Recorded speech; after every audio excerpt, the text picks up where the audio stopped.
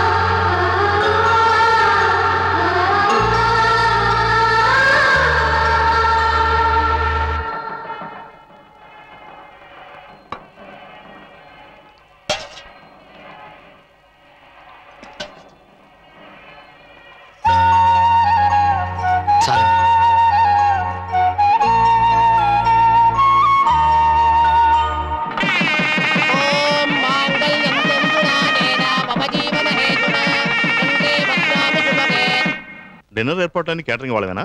అవునయ్యా, ఆ విషయాలని క్యాటరింగ్ చూసుకుంటారు. ఈమె మా వారి చెల్లెలు. మా పెళ్లి జరిగినప్పుడు అమెరికాలో ఉంది. మీకు పరిచయం చేద్దామని తీసుకొచ్చాను. ఈయన మా పెద్ద మావయ్య, డాక్టర్. నమస్కారం అండి. నమస్కారం. ఈయన మా చిన్న మావయ్య, ఇంజనీర్. నమస్కారం అండి. నమస్కారం. బాను, ఈ అమ్మాయి మన మాధవి ఆడపడుచు. కూల్ డ్రింక్స్ మీరు మాట్లాడుతుండండి. అవును వదినా, ఈయనెవరో పరిచయం చేయలేదే? పరిచయం చేయడానికి గొప్ప స్టేటస్ ఉన్న విఐపి ఏం కాదులే.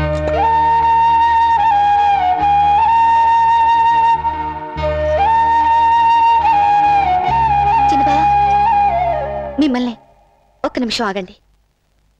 దుర్గా, వాణి, ఒకసారి ఇలా రండి. కమ్మానేసే. ఏంటే స్వప్న? మీకు ముఖ్యమైన విఐపిని పరిచయం చేస్తానన్నాం కదా, ఈయనే భానుప్రసాద్ గారు, మా చిన్న బావ.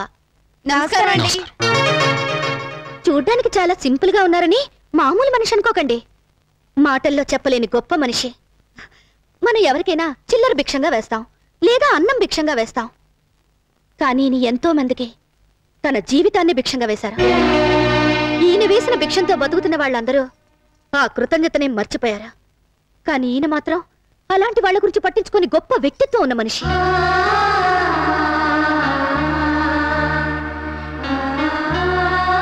పదండి వెళ్దాం.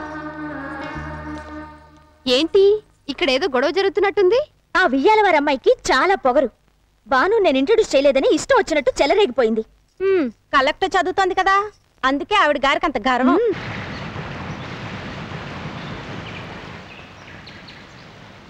ఏదో ముఖ్యమైన విషయం మాట్లాడాలన్నారు. వచ్చినప్పటి నుంచి అలా మౌనంగా ఉండిపోయారేంటండి? ఒకటి కాదు, 2 ముఖ్యమైన విషయాలు మాట్లాడాలి. నెంబర్ 1, ఇక నుంచి మీరు నన్ను ఆంటీకి ఇంటి అని పిలవకూడదు, నువ్వనే పిలవాలి. ఇంకోటి, అది ఎలా మొదలెట్టాలో తెలియడం లేదు.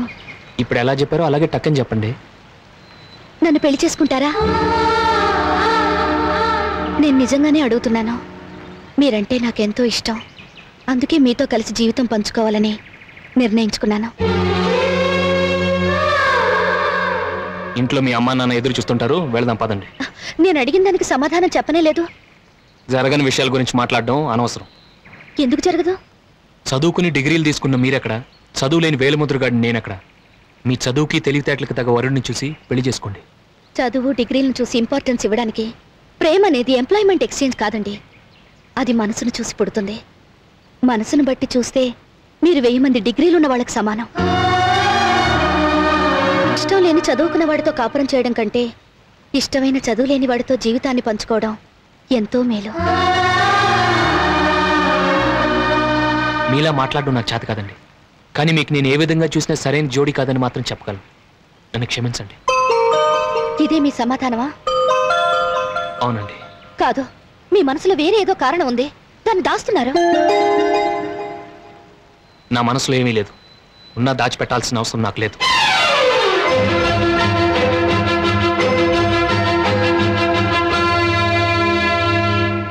నేను కేవలం జాలిపడి మిమ్మల్ని ప్రేమించడం లేదు.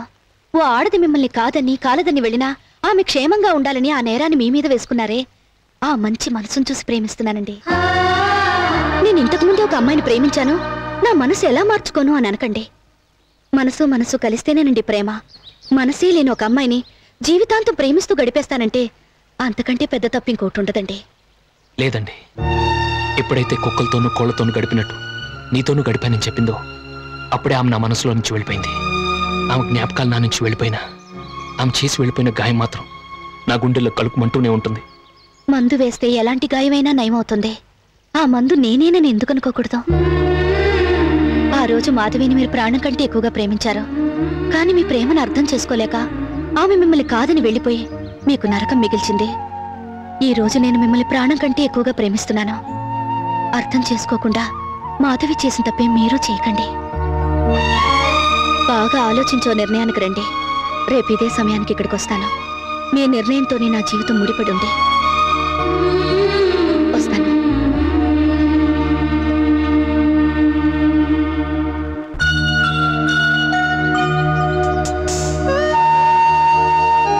మాధవి చేసిన తప్పే మీరు చేయకండి.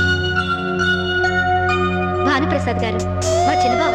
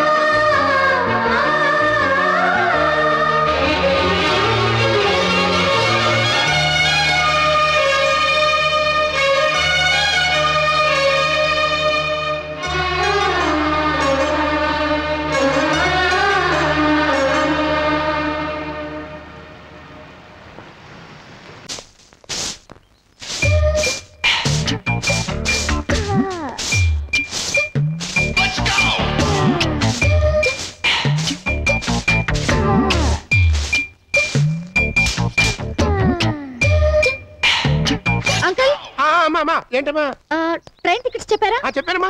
ఆ బాధపచ్చి గారికి చెప్పాను. పని లాభం. ఆడంత గజ దొంగ ఇండియాలో ఎక్కడ ఎదిగినా దొరకడమ్మా. ఆడు నమ్ముకుంటే అంతే.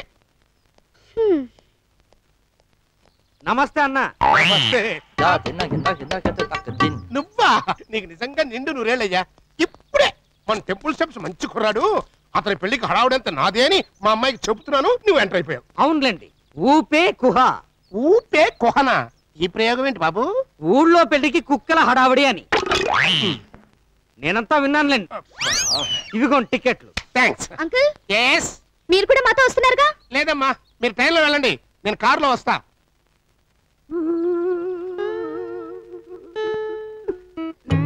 మరి నేను వెళ్ళొస్తానన్నా. Tata, cheerio, goodbye. ఎంత సెంటిమెంటు, ఎంత సెంటిమెంటు. ఈ బాధంతా నేను వెళ్ళిపోతున్నాననే.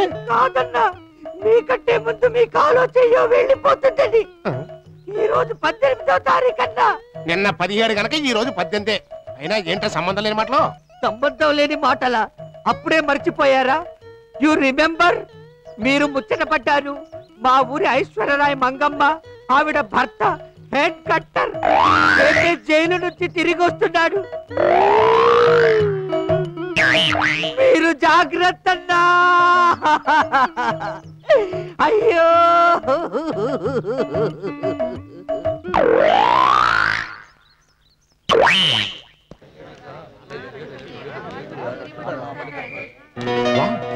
పల్లెటూరులో ఫారెన్ కారు. డాడీ నేను కొనాలని చెప్పానే, బెంచ్ కారు. అది మోడలే. గుడ్, బాగుంది. ట్రైన్ వచ్చేసి తొందరగా రండి. వస్తున్నాం. కమాన్. నమస్కారం అయ్యా. వాళ్ళు కారు గురించి అడుగుతున్నారేంటి? కారు అమ్ముతారా అని అడుగుతున్నారయ్యా.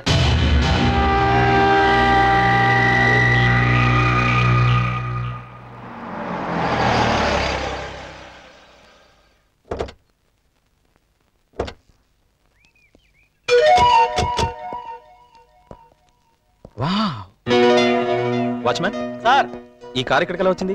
ఇప్పుడే ఒకతను వచ్చి కారు తాళాలు లెటర్ మీకు ఇమ్మని చెప్పాడండి. మా ఊరి అల్లుడికి మేమిచ్చుకుంటున్న చిన్న పెళ్లి కానుక. ఇట్లు లింగరాజు సింగరాజు. 20 లక్షలు ఖరీదు చేసే కారు బహుమతిగా ఇవ్వడానికి నేనేమన్నా పిచ్చోడ్నా? చెంటు రాసినట్టే రాసి సెంటర్లో కొడతానరా. అర్థం కాలేదు. ఆ జడ్జి కోట్ల ఆస్తుంది. అతను హరిశ్చంద్ర ప్రసాద్ చాలా గొప్పవాడు అనుకునే సంబంధం కలుపుకొని వియ్యంకుడు అయిపోయాడు. ఇప్పుడు నన్ను కూడా చాలా గొప్పవాడు అనుకుంటున్నాడు కదా, నేను కూడా వియ్యంకుడు అయిపోతాను. దానివల్ల లాభం ఏంటి? అబ్బా, నా కంప్యూటర్ బ్రెయిన్ క్యాచ్ చేయవేంట్రా? ఎప్పుడైనా అల్లుడు కుటుంబం కళ్ళారా చేస్తే అమ్మాయి కుటుంబం ఉడికిపోవాల్సింది. నువ్వు ఆ జడ్జి కూతురు మొగుడేవనుకో, నువ్వు దాన్ని ఆడిస్తావు. దానన్న హరిశ్చంద్ర ప్రసాద్ కూతురు ఆడిస్తాడు. అప్పుడు స్విచ్ మన చేతుల్లో, బాంబు హరిశ్చంద్ర ప్రసాద్ గుండెల్లో. ఎలా ఉంది మన సెంటు సెంటర్ దెబ్బ? పైడి బాబుకి పెళ్లి కళ వచ్చేసింది. వెళ్ళి సెంటర్ రాసు పడుకో, సెంటర్ అదిరిపోయే కళ వచ్చేస్తుంది. ఇక నేను వెళ్ళి జడ్జి కూతురు సంబంధం ఖాయం చేసుకొస్తా. ఇంకా ఏంటి ఆలోచిస్తున్నారు? అబ్బే ఆలోచన కాదండి, అమ్మాయి ఐఏఎస్ చదవాలనుకుంటుంది. ఎంట్రన్స్ పరీక్షలు కూడా రాసింది.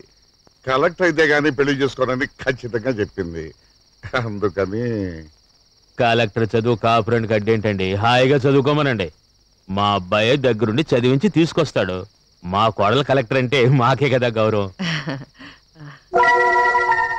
ఇంకా ఏమిటండి, సరేనని చెప్పండి. అది కాదే అమ్మాయి. మీరు ఊరుకోండి, మీకేం తెలీదు. మీ సంబంధం చేసుకోవడం మాకు ఇష్టమేనండి. అది మాట అంటే. ఎవరిని అడిగి పెళ్లి నిర్ణయించారు? ఈ జడ్జిమెంట్ నాది కాదమ్మా, మీ అమ్మది. అవును, నేనే నిర్ణయించాను. ఏమంటావు ఇప్పుడు? అయితే నువ్వే ఆ పెళ్లి చేసుకో. నేను హరిశ్చంద్ర ప్రసాద్ అంకుల్ కొడుకు భానుప్రసాద్ ను ప్రేమించాను, ఆయన్నే పెళ్లి చేసుకుంటాను. భానుప్రసాద్నా? అతన్ని చేసుకుని నువ్వే సుఖపడతావే. అంతకంటే పెళ్లి పెటాకులు మానేసి జీవితాంతం ఒంటరిగా ఉండిపోవడం మంచిది. కన్న తండ్రి అతన్ని తన కొడుకుని ఎవరికి చెప్పుకోడు, పోయి పోయి అలాంటి వాడిని చేసుకుంటావా? జీసస్ ను కూడా ఒకప్పుడు సిలువ వేశారు. ఇప్పుడు అందరూ ఆయన్ని దేవుడిని పూజించడం లేదు. అలాగే ఏదో ఒక రోజు భానుప్రసాద్ నిజాయితీ రుజువు అవుతుంది. అప్పుడు అందరికీ ఆయన గొప్పతనం ఏమిటో తెలుస్తుంది. Wonderful wonderful. మీరు ఊరుకోండి. అలాగే చూడు స్వప్న, నువ్వెంత గింజుకున్నా నా నిర్ణయంలో మార్పు రాదు. వచ్చే 18వ తారీఖు ఈ పెళ్లి జరుగుతుంది. నేను నిర్ణయించిన పెళ్లి కొడుకే నీ మెళ్ళో తాళి కడతాడు. అయితే నా నిర్ణయం కూడా విను. నువ్వు చెప్పిన అదే 18వ తారీఖున భానుప్రసాద్ తో నా మెళ్ళో తాళి కట్టించుకుంటాను. ఎవరు అడ్డొచ్చిన ఈ పెళ్లి ఆగదు.